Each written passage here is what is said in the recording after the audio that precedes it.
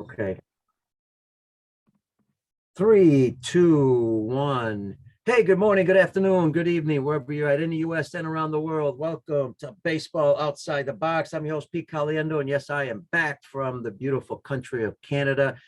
BC Minor Baseball, coaches, players, and parents caravan. Hopefully, you've been following the podcast. A lot of great stuff going on in Canada. We were in over 22 cities promoting the game of baseball and working with the key people in the game. And remember, key people, we talk about all the time, 3 people: players, parents, and coaches. It cannot be just the players and the coaches. The parents have to be involved, whether you like it or not, folks. Get them involved, get them educated, help them out. They can help their kids out a great deal. Coaches cannot do it alone unless you're practicing 4 or 5 times a week. And I don't think most of you in the U.S. and around the world at the youth level are coaching 4 or 5 times a week. We're having practices then. If you are, fantastic. If not, get parents involved. All right, folks, we are, guess what? Canada. We go all over the world, and this is going to be great. We are heading to Ireland. And yes, there is baseball in Ireland. I know some people might say, what do you mean baseball in Ireland? Well, there's some very good baseball in Ireland. It's interesting. We've got somebody who from the U.S. went to Ireland, is now the high performance development coach with baseball. And let's not waste any time. Let me welcome Frank Andrews, originally from Colorado, now in Dublin. What's up, Frank? How yeah. How's it going, Peter? Good. We are introducing baseball in Ireland all over the world. Now, obviously, it's been around for a while.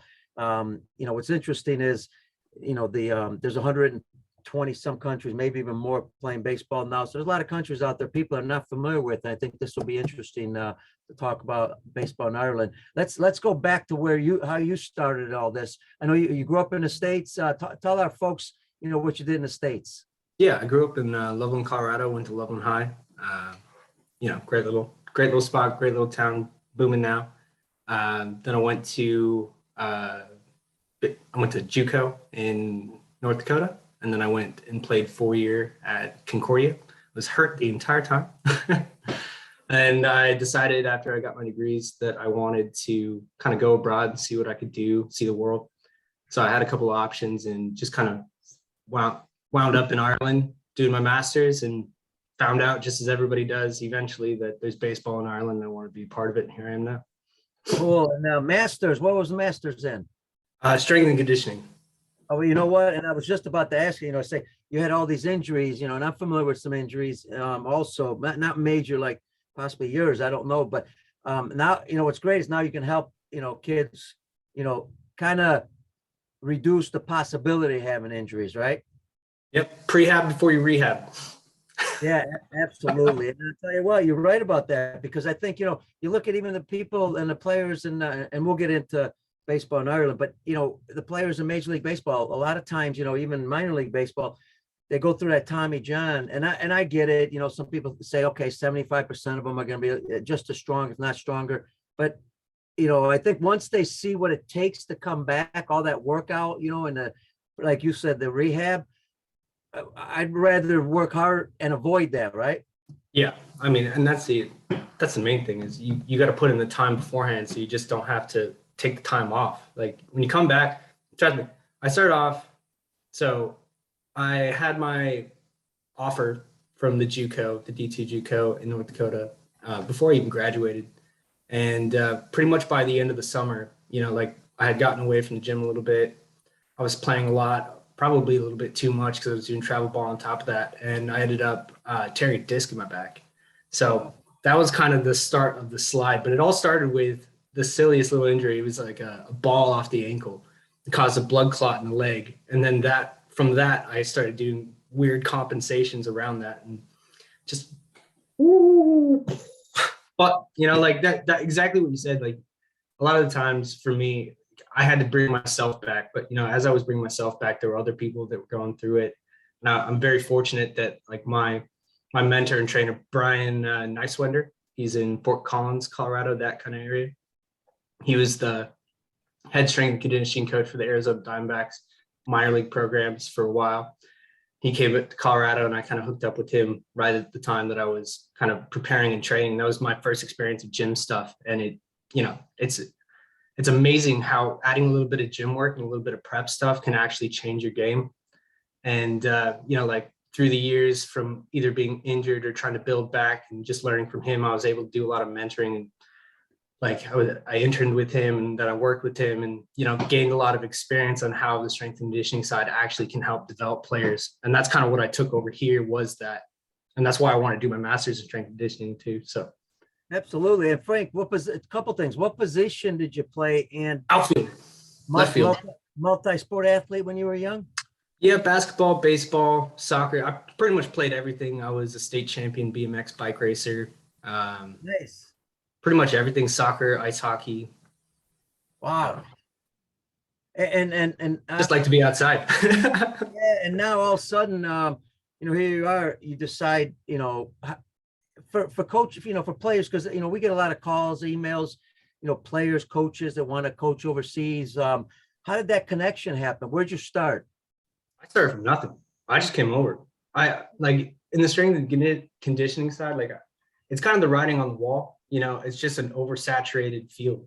Everybody wants to do it. So you have to get the next leg up. Like technically I was supposed to get 3 degrees, but there was one class that wasn't offered that year. So I couldn't get the third. So I ended up getting a minor, but I ended up getting 2 degrees with a minor in chemistry and all that stuff because I wanted to get that leg up. But I remember I was at a NSCA conference and there was this really young strength and conditioning coach from the South Dakota School of Mines. And he was kind of hosting it and giving talks. I was like, man, where'd you go through? He's like, yeah, I interned for 4 years, didn't get paid, but like, that's kind of what you have to do. And I just looked at it. I'm like, I got to find other options here. I'm not going to go 4 years unpaid just to do this. So I ended up eventually doing that. I did, but the opportunity was bigger. So it was kind of worth it. And that's why I'm here today. But, I was like, look, I just got to go somewhere where it might be easier for me to get the opportunity rather than either having to know someone or having to go through chains and links and all that stuff to try and climb my way up.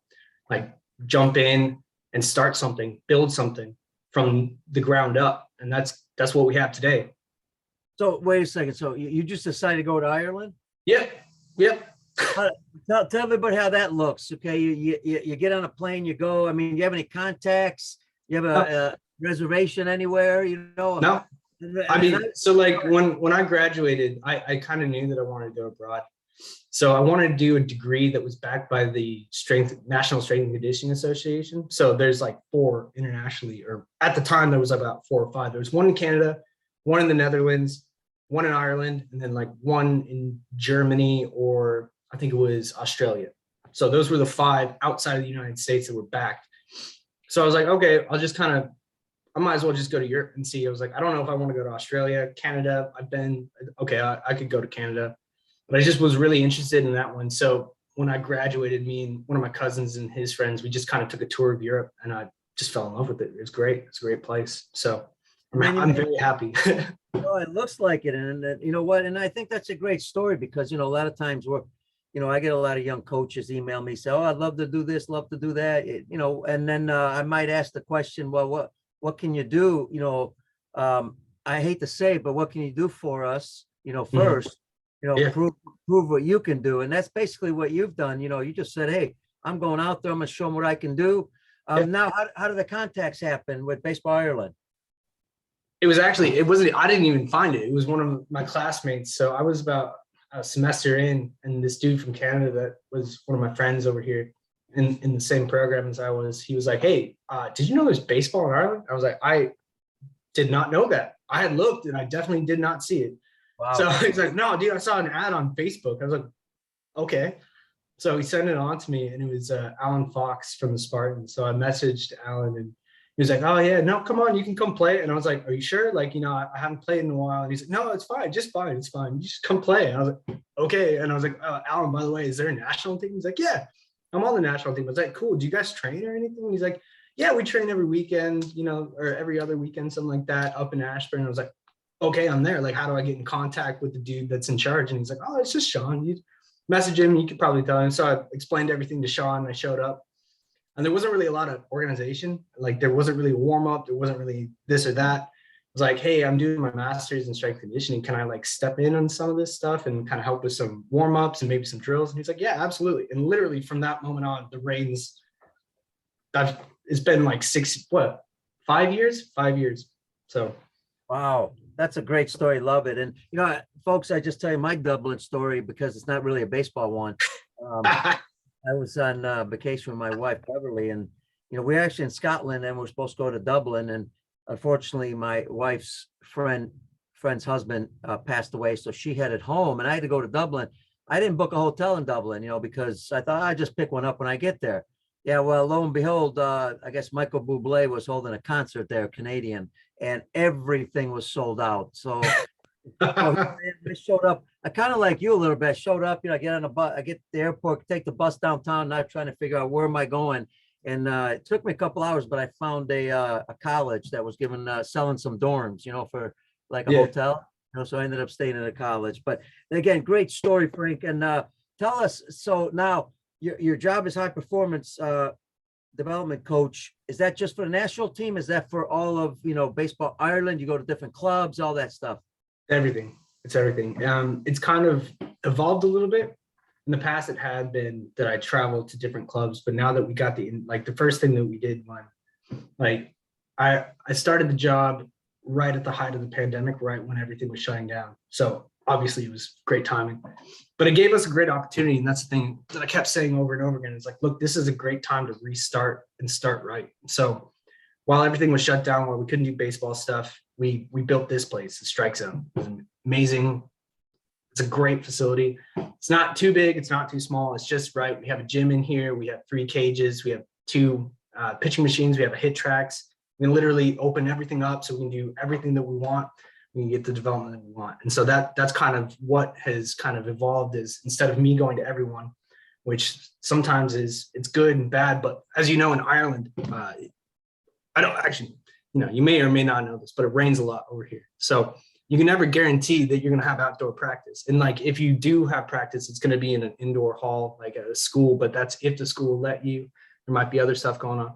So a lot of scheduling problems. So it was very clear that we needed to have like a central hub of development. And that's kind of where my job is now. It's just developing from this point. So everybody comes in here and we can train whenever we want because it's indoors. Awesome. Yeah, I'm familiar with the rain because I coached in Belgium, the national team there.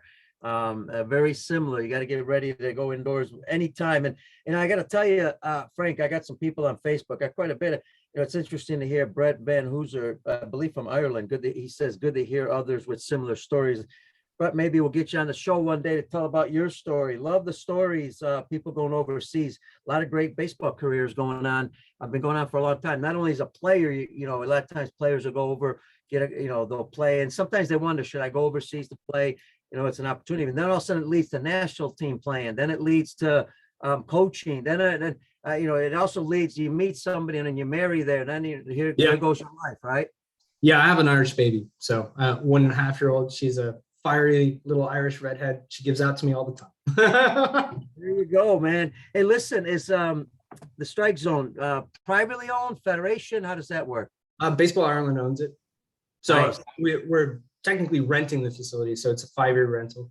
Sure. Obviously, we have bigger plans that we want to eventually own our own place. But, this is kind of the make it or break it kind of proving point for us. Baseball Ireland's a nonprofit. So we're pretty much only funded by donations. A lot of that from all over the world, the States especially. There's some great people over there that are willing to back Irish baseball, and we greatly appreciate everything. So this is kind of our opportunity to really kick it into high, the highest drive that we possibly can. And part of my job in the past had been, I go to schools to give tasters to baseball because they don't really know baseball exists and all that stuff. So we're trying to introduce it into the younger generation, but it's such a strong culture over here. Have you ever heard of the GAA? No. The GAA, the Irish sports. So like hurling, Irish football, Gaelic football, camogie, stuff like that. It has a real stronghold in the schools. So like they call baseball an alternative sport over here. So any kind of alternative sport that comes in, you have a lot of heritage and, just pride around those sports that you're constantly fighting with. But like those sports, they're great sports. They're super athletic sports. If you ever get a chance, watch a hurling match, because it's like a combination of soccer, ice hockey, football. It's madness. It's absolute murder. Murder on a pitch. Like, how do you spell it? Hurling, like Hurley, but ing at the end. But you called it the GA. Yeah, GAA. So the Gaelic Athletic Association. So they're in charge of running Irish or Gaelic sports. And yeah, we definitely want to check that out, because I was going to lead into this later, and let's go right with it, because a lot of these young kids are playing this sport.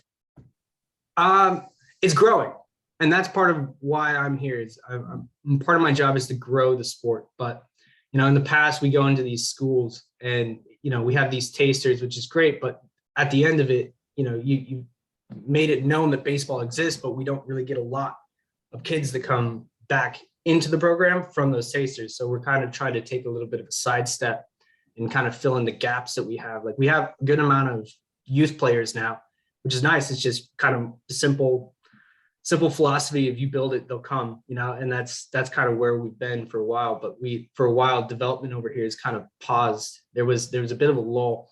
So like our national team has like, I would say 30 plus players, a lot of 30 plus players domestically.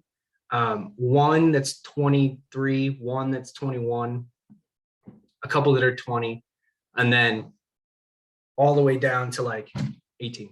Like, we have one 18-year-old, we have 3 17-year-olds, we have a bunch more 15-year-olds and 16-year-olds and all that stuff. So it's growing, but as you can see, there's a bit of a gap. So what we're trying to do now is we're trying to kind of associate a American high school program, if you will, in here in Ireland. So go to the schools, see who's interested in doing an after school program, and kind of building teams up around there. But with all of that, it always comes down to, if you get a coach that wants to do that, it's always volunteer hours, so you can never rely on them 100%. And if you're going to make it that kind of a commitment, or have a school make a commitment, you have to have a coach that's committed. And we're kind of struggling with that, because at the end of the day, like, if somebody's going to do something for it, like, the only way to make them so that you can keep them reliably is pay them.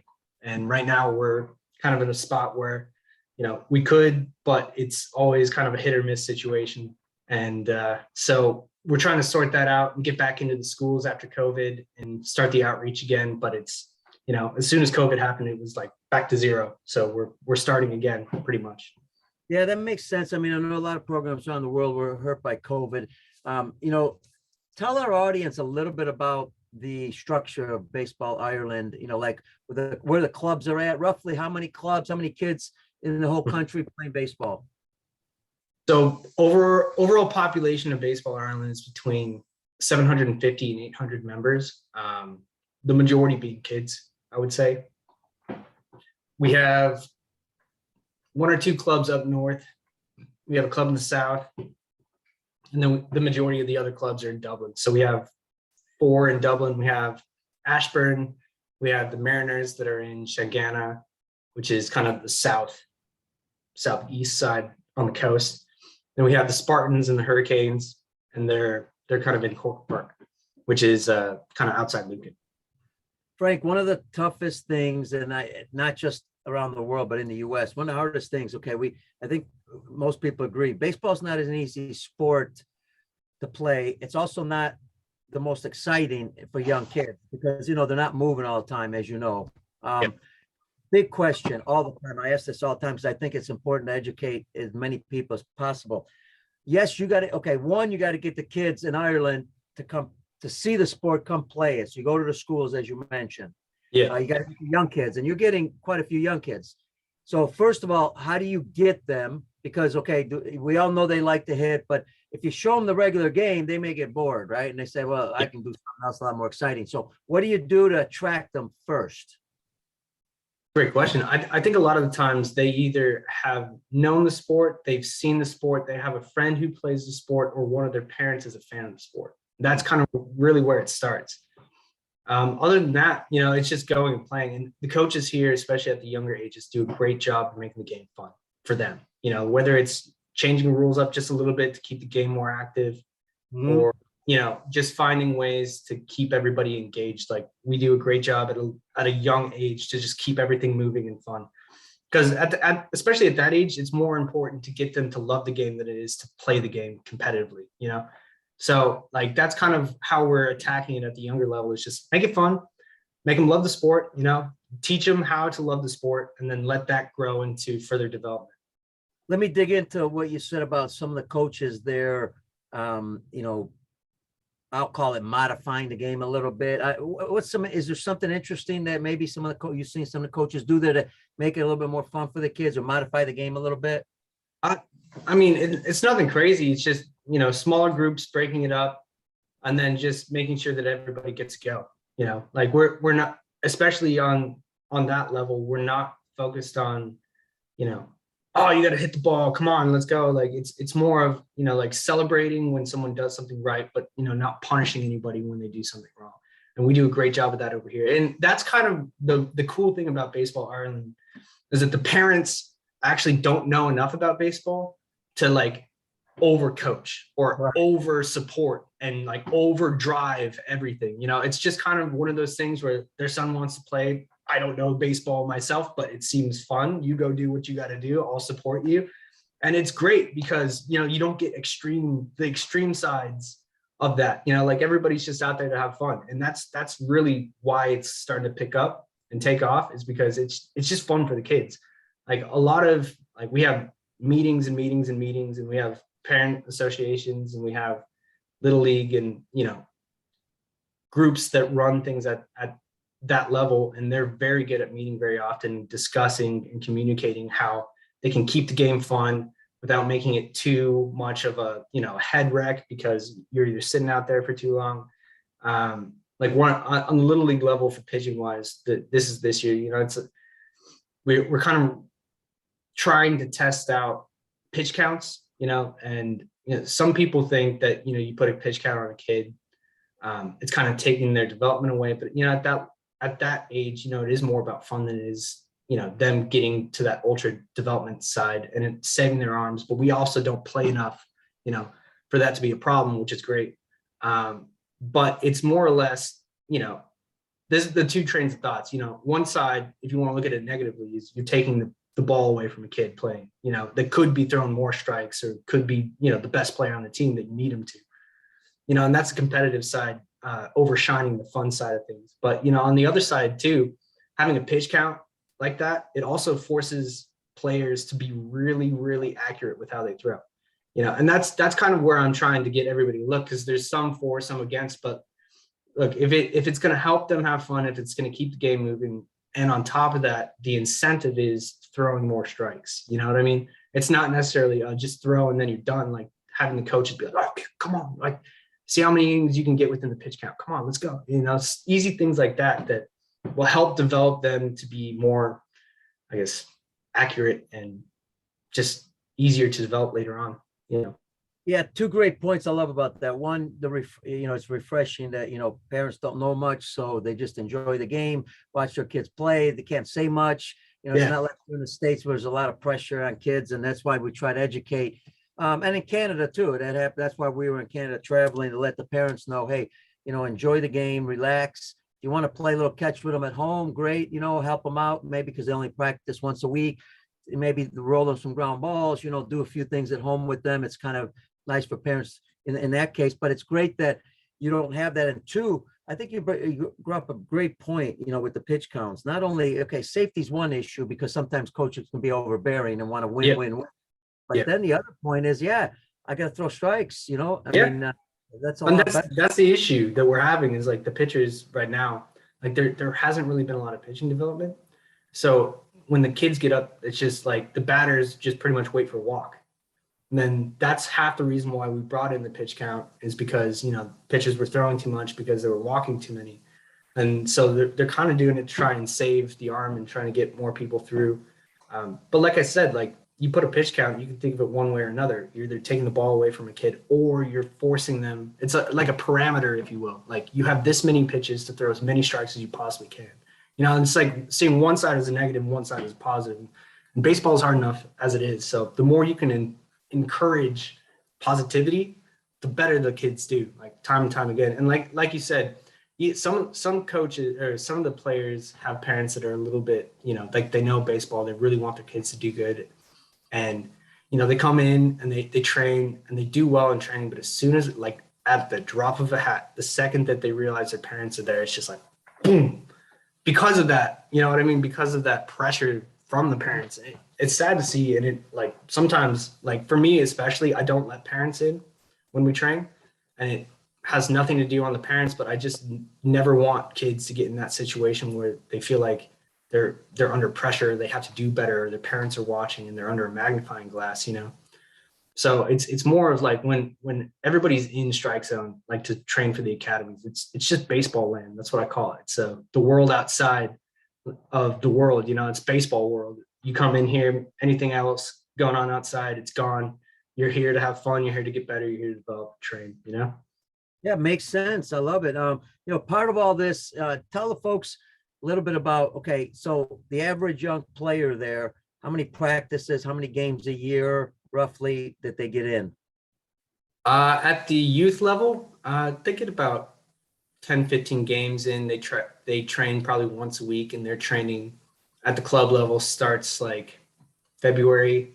It's getting sooner and sooner every year. When I started, everybody started training in February, and the season starts in April. So like this is the first year, right? This is the first year that we've actually had year-round training. So we're able to start in November with the academy and finish in October. So I get a month off, which is desperately needed because I train like 82 players of all ages in a single week. So like it's full on out for me, but I get a month off. Everybody gets a month to kind of, take a break, get back and reconnect with friends and all that stuff. And then, we start up again in November. No, it's not easy because you're talking about there's different clubs all over the place. So not all the players from other clubs are able to train there because of travel, right? Yeah. I mean, like we try and do the best we can, but at the end of the day, like when you're dealing with as many players as this, like I would say about 300, 400 players within, 8 to 15, like you just kind of have to send it out, and whoever can, and that's one of the ways that we're trying to develop players. And then the other side of stuff is through coaches as well. Like for the players that can't make it, you also have to make sure that you're developing players through the coaches. So last year we started for the first time like a coaching certification, and it was just a level 1. It's for like parents and coaches that either parents that might think they want to coach or coaches that have coached in the past. But we're really doing a great job of trying to get all the coaches to talk the same language so that none of the kids going through the programs through different coaches, right, have different ways that different coaches talk about different things to get more confused. Like that's the most confusing thing as a coach or as a player, is going from one coach to the next level where the coach is saying the same thing in a different way. And then you have to interpret that. But you knew what the previous coach was talking about, but this coach, you have no idea what he's talking about because he's just talking weird. Like, you know what I'm saying? Yeah, absolutely. And man, I'm glad you brought that up because that was going to be one of my questions. With the foundation of a game, if you reach 100 coaches, you're reaching, possibly, 1,000 players if they've got all the, 10 player, 12, 15 players a team. So coaches' education is so important. And I'm glad to see that you guys are doing that. What had to help with, it hurt during the pandemic, but were you able to do some things online with the coaches? Yeah, I mean, like we spent, at least me and Sean, who's the treasurer of Baseball Ireland, but he's my manager for the job that I have. He was in because he kind of semi-retired, and then he retired from his job, and then he went back into other stuff. So he had some time while he was retired. So he and we spent about 3 months videoing, writing down stuff, coming up with an education program, writing that up, getting the scripts, getting the video in, and then cutting it all together to make something that was, at least somewhat understandable. Not the highest quality, but it's good content. So we have at least 12 videos for 12 different modules that are about 15 minutes each. And we just go through literally the entire game of baseball. Also we have a YouTube as well, Irish Baseball Academy. We put out like baseball 101. So it's pretty much all the rules of baseball in 4 videos. So as you could probably assume, like it took a long time to like, okay, what's more important? Is it this or is it this? There's so many rules of baseball. And that's part of the reason, is to help parents understand, players that are interested and want to learn how to play baseball. The main thing is learn the rules. And it helps a lot of arguments on the field as well, because you can just be like, go watch the video, man. Go watch the video. I told you it's this. Go watch the video. Yeah, you know what? It's funny you bring up the rules because, and you've been in the game, no matter what, you're not going to know them all. And you're always going to see something you've never seen. We just saw in Major League Baseball yesterday, and I know to a lot of people, even the analysts on MLB Network, it was a little shocking because, nobody knows all the rules. But Buck Showalter is pretty good at understanding the rules, been around the game a long time, and they had a situation in MLB where the runner was on third base, I believe. I don't know if you saw it. No, definitely not. Basically, well, I wouldn't even go to that one yet, but I'll give you an example. Here's a rule that not many people know, and that is, on the appeal plays. A lot of times you'll notice players and coaches don't know much about appeals. Well, you got to know the appeal, right? You got to know if there's a timeout, time in. And one thing they don't know is that you can throw the ball to the base where the runner's at, tag the runner, right? Yeah. That way, if he missed, say second base and he's on third, you throw the ball to second. Well, that runner might run home. They call him safe. He's going to be safe. Throw the ball to third, you defense that. I bring all that up because, to your point, rules are important, and the basic rules are very important. Otherwise, you're sitting in the stand not knowing what's going on. Yeah, well, it helps you as a player too. Like I can say that I didn't know everything, but going through these videos, like we have that in there as well. Like pretty much everything from like the last video that we have is appeal plays and arguing with an umpire. So it gets a bit fun, obviously, because yeah. But like in that, let me ask about the coaches. How do you get you have to try to get coaches, all new coaches to coach? If you do, how do you approach that? They usually approach us. Like we're not necessarily in a way looking for more coaches. It's just kind of, we're trying at the moment to just get everybody on the same page before we start expanding. Because if you expand too early and then there's just too many to backfill, and then you're constantly fighting. So right now we're just making sure everybody gets on the same page. But, we constantly have this talk where, in our 10 by 10, our 10-year plan, essentially is a business of growth. We want 1,500 members, which is great and all, but time and time again, the limiting factor in that growth is coaches. And if we don't have enough coaches, it doesn't matter how many players we have. Like you get like 30 players for like 2 coaches, it's going to be a nightmare if they're not trained, if they don't know what they're doing, if they're just kind of scrambling around, and then it's boring for the players, and then we lose players, So we grow too fast player wise, and we don't grow at the same pace coaching wise, then we're in a situation where, the game and even practices get boring, and then there's not enough playing time, and then teams have to expand. And then if they expand, then you have to have more head coaches, which means that they have to be higher trained. So we're trying to address all this at the same time. So it's it's like a pretty much shotgun approach for everything.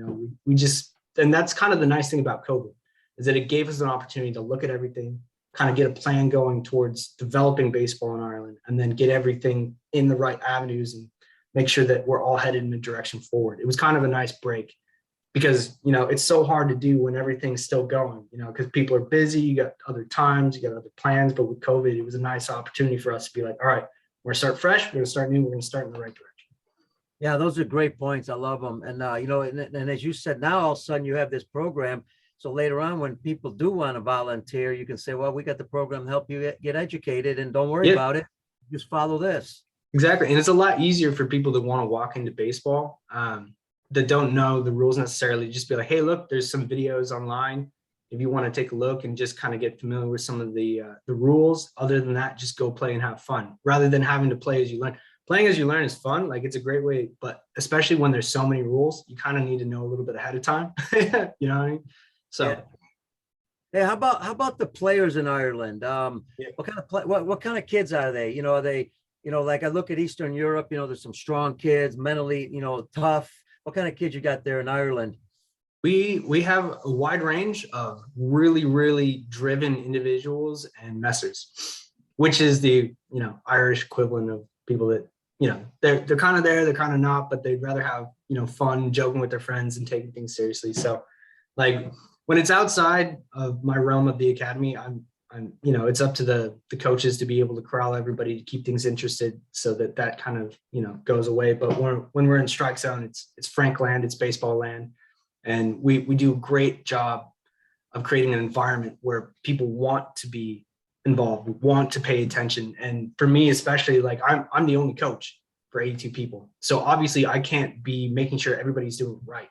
So when they walk in the door, it's not I'm responsible for your development. It's you are responsible for your own development. And what you want to put into it is what you're going to get out of it. And that's essentially what it is. I'm not doing it because I don't have the assistants to do it, but like if I hand feed them, they're going to walk away knowing nothing, and that's kind of like, it always comes back to when I was doing my development, if you will. Like I went to a coach, he was a great dude, Steve Coffin, amazing guy. He's a huge, factor in, I guess, who I was at that time, and, he taught me amazing things. He got me from, not even starting in high school to being, until I got hurt, I was like one of the best players in Colorado.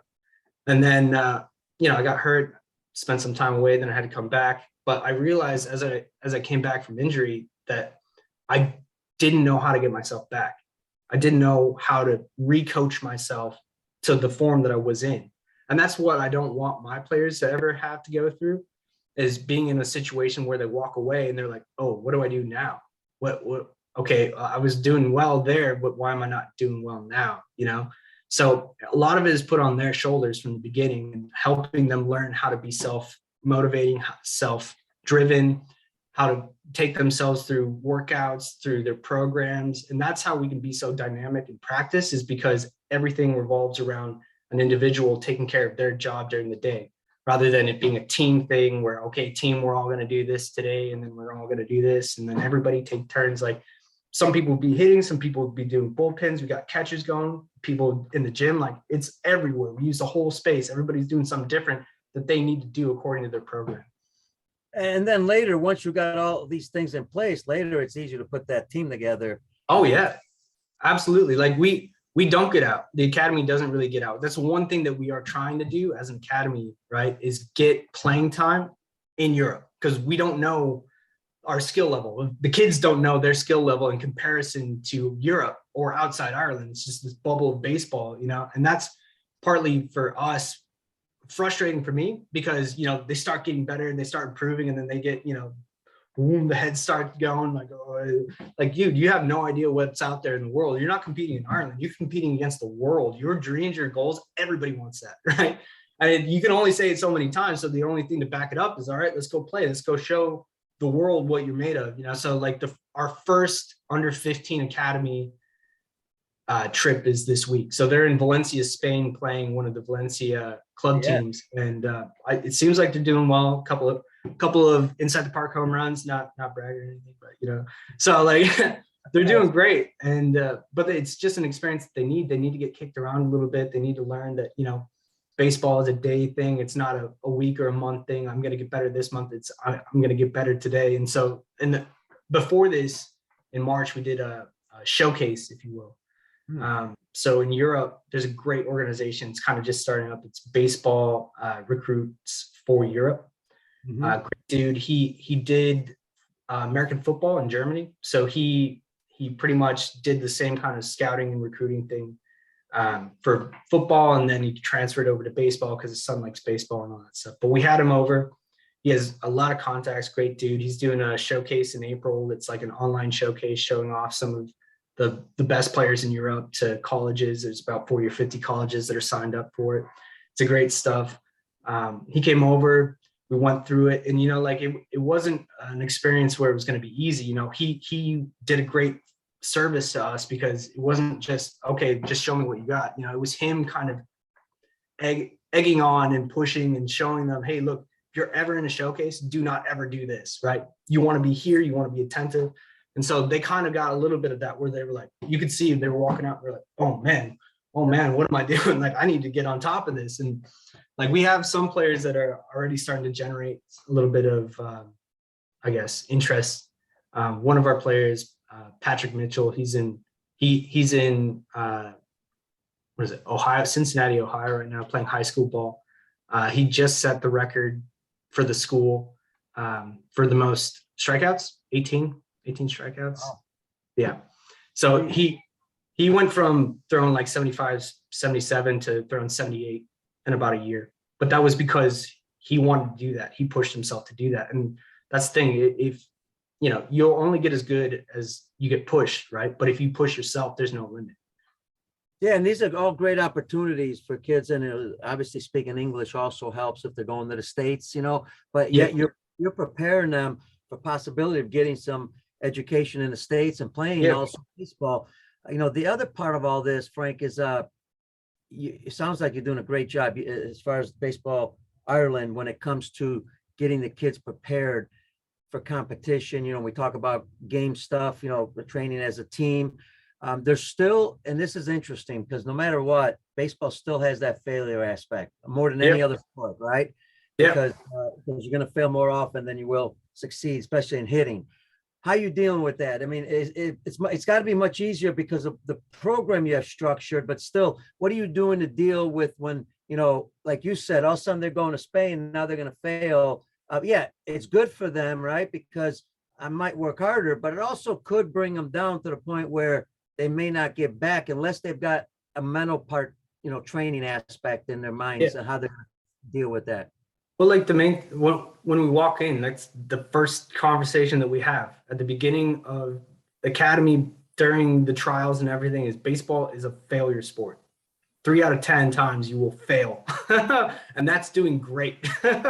So like how we deal with failure is how we develop, like having a good day and having a bad day is completely up to how you see it in your mind.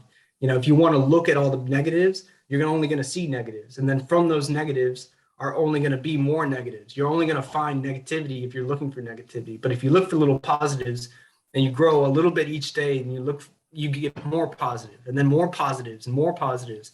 And it's just, if you know that you're in a failing situation, then recognizing that you're doing wrong or you're doing not as good as you want to be, like that's putting yourself into a farther failing situation, So like exactly. Like I would say half my job, it breaks down into 3 parts. I'm a strength and conditioning coach. I'm a biomechanic person, and then I'm a sports psychologist at the end of it all. And it's just helping them overcome themselves. But like I say it once, I'll say it again. I'll always say it. Baseball is a sport of life.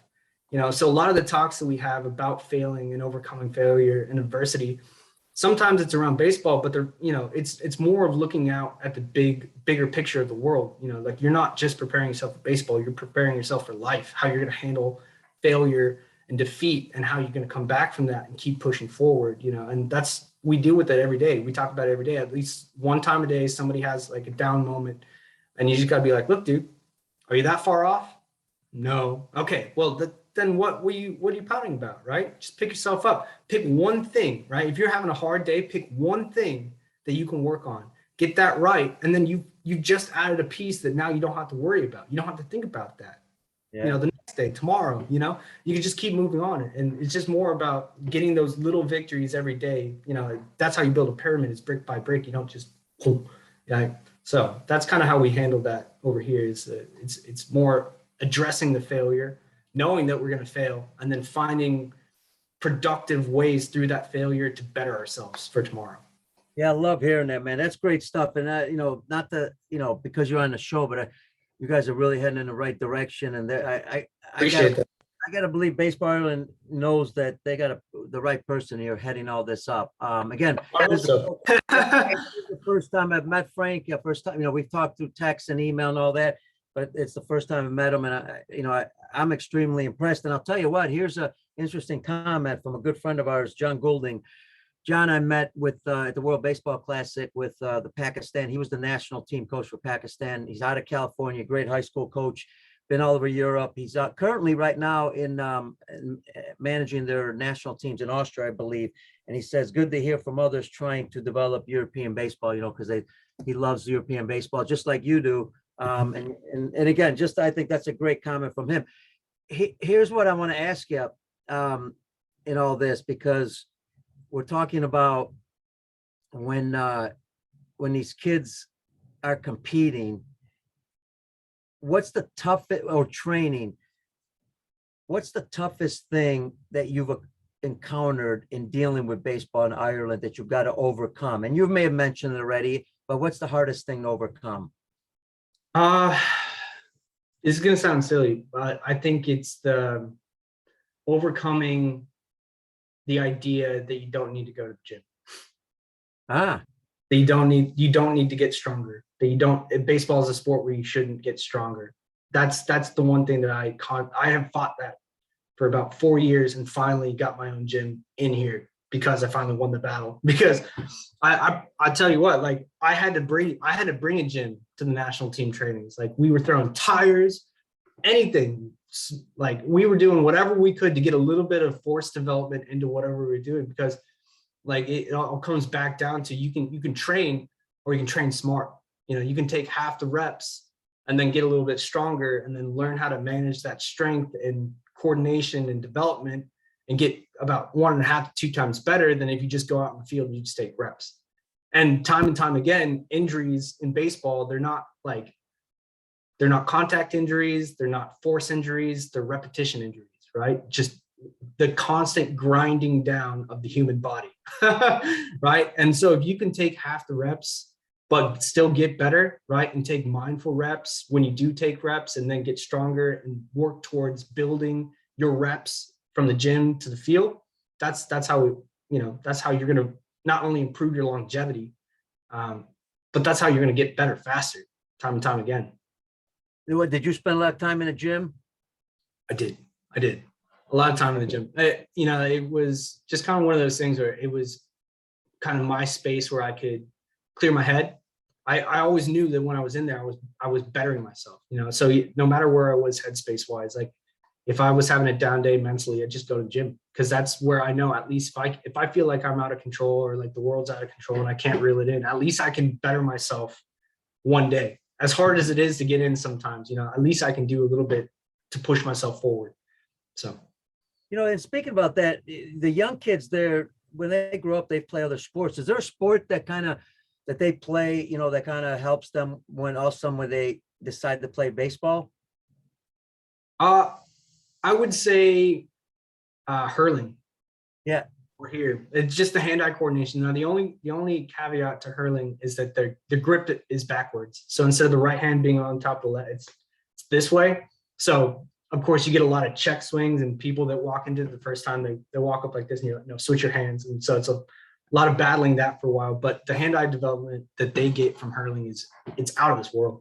And a lot of times, like lads that have played hurling, they'll walk into baseball and you'll be like, okay, well, hitting's a little bit difficult because it's traveling, but they're used to that. They're running, throwing a ball, hitting it, catching the ball with the stick. Like their hand-eye coordination is insane. And we get a lot of great players that transfer over that are just great hitters. They've never thrown anything overhand in their life, which is a huge problem, which is why they get put in the outfield. But hitting wise, like you never have to worry about them hitting wise. And also is another reason why we have a bit of a pitching deficit over here, is because of the overhand throwing problem. Like they don't throw overhand at all. So that's kind of the caveat with that crossover of other sports, is like there's not really, other than handball, which is again another alternative sport, right? There's not really any opportunity for them to learn at a very young age how to throw something overhand accurately or with force. That's why I'm also glad you brought up handball. Folks, handball is not what you think, because I played racquetball, handball in the States. Handball is where it's a team sport where you're running and throwing the ball to each other and then trying to score in a goal, which I saw it, and I loved it because, talk about transferring into baseball. I mean, footwork, right? Hand-eye coordination, throwing, all that stuff. It's essentially like soccer with middle infielders. Yes. Yeah, I love that. But again, the hurling part, okay, they don't throw overhand, but the hitting makes sense. That's why I asked, because a lot of times there's sports that all of a sudden, here you are, you don't have to deal with the hitting as much. You got to concentrate on the pitching, right? And you've got the mental part down. So, you got great things. Frank, what's, and add anything you like, but what's some future goals, future projects maybe that you have with baseball, you guys have with Baseball Ireland? You may not want to give them out yet, but something that you're looking forward to doing that you haven't done, you haven't done yet? Well, like right now with Strike Zone, we're renting, so we're in the middle of a 5-year rental, and a lot of that is being paid through donors and all that stuff. So eventually, we kind of want to work towards a bigger project where we get 4 fields, or like a complex where we get some land, and we get a couple fields, Little League field, some sort of a national stadium, and some other fields that everybody can play at, that are quality fields. So right now, not that they're not quality fields, but we have one field that's pretty developed, and the other fields are coming along. But it's all out in the old park and some grass. Sometimes you get a backstop, and we're working towards that. But having a complex where we own it, everybody can come and play on quality fields and stuff like that. I think that's kind of in the future.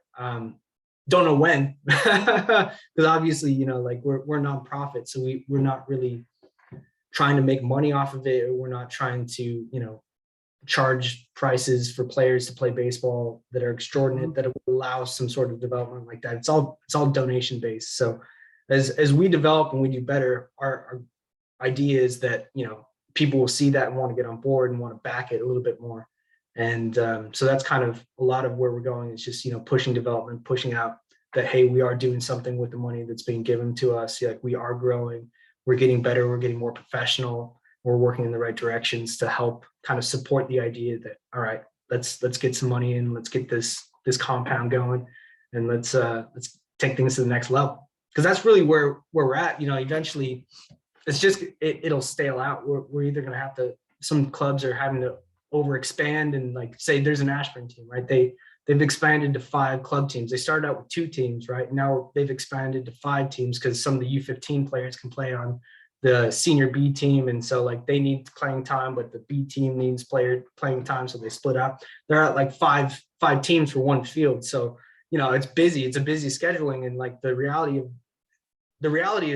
of it up there is like they're pretty much either going to have to stop telling people to join the club because they don't have enough space, or they're going to have to find another field and stuff like that. So like it's kind of a win-win for all the other clubs as well. Like there's another club in the Mariners in Caliendo. They just started another field as well, another team as well, for the B team, but for the cadet level B team, so 15, 16-year-olds, so they can get experience playing in the senior level. Well, I got a feeling you're heading in the right direction. I think you're going to reach some of these goals you're talking about. And I'll tell you why, because you're reaching a grassroots level, you're educating coaches, you're not doing it too fast. You've got national team programs, which is a goal for kids, right? They get to play for their country. Hopefully one day the World Baseball Classic will be there with, as a qualifier, maybe with something, because you see some of the countries qualifying. Then all of a sudden the stadium, that, they can be proud of. There's a lot of great things happening. And so I think that things will go forward. Anything else you got for me, Frank? I don't think so. I I really appreciate the opportunity to share baseball in Ireland with you. I really do. Yeah, well, and I'll tell the folks, because they've heard about it, obviously. ISG Baseball has been around 30 years. We've done some seminars in Ireland. Tom O'Connell, our president. We're going to be talking about obviously helping more, coaching programs. Then we got a meeting coming up with Baseball for Good, who I'm part of also. There's going to be, I think, some interesting talks. So I believe, not only with those 2 organizations, but as you mentioned, there's other people out there with donations. We're going to put some stuff on the show notes. We're going to do what we can. We do it for a lot of countries, just trying to let people know what you're trying to accomplish. All volunteers. And I think that's the key. I know that's your full-time job, but everybody else in that country, and most countries, are volunteers, and they do it for the love of the game. That's exactly it. And that, like, there was a time we were hosting a tournament, and there was a banner put up on the tournament, and I think it speaks a lot to just baseball in Ireland. Like, the banner was just for the love of the game. Like, it's the purest form of baseball, and you're not doing it for anything else other than just love for the game. And I think that in itself is what's really inspired me. It's coming over here and just played baseball for what it is, a fun game with a lot of people that want to work hard and want to get better and want to develop. And then that's where I come in to help them, achieve that, not because they're forced to, or they feel like they need to get to the next level, but they just simply want to be better at the sport that they love, and that's at its purity. It's so beautiful, So I'm with you, man, because again, all over the world, and I keep going back to it. They're all volunteers. They do it exactly what you're saying, and that's what's great about traveling the world is being able to work along some of these people, help them. They help you too because you're going to learn stuff from them. A lot of times, and I was going to end it with this, but I just thought of something. A lot of times when you're not in the game full time, you see a different perspective. And I'll give you an example. I'll sit with my wife, watch a baseball game. She doesn't watch many games, and she'll go, "Why is he doing that? Why doesn't he do it this way?" And then all of a sudden I'm thinking, why didn't I think of that? Because they're looking at it from a different angle. They haven't, they're not exposed to the negative stuff as much, right? Because they got an open mind.